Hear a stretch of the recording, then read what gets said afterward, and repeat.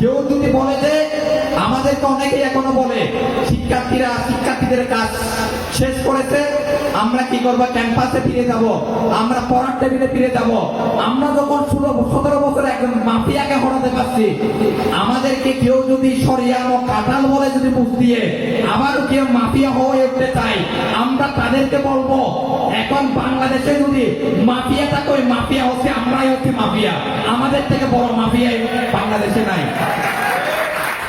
তাই আপনারা আপনাদের মতো কে কি বলতেছে, কে কি করতেছে, কে কি সমালোচনা করছে। যেমন মামুন একটা কথা বললো, আমার বিরুদ্ধে অনেকে অভিযোগ করে, কেউ যদি প্রমাণ দেখাতে পারে আমি নিজেই এই শাস্তি মাথা ব্যথা নিয়ে আপনাদের উপর শাস্তি দায়ভার ছেড়ে দিব।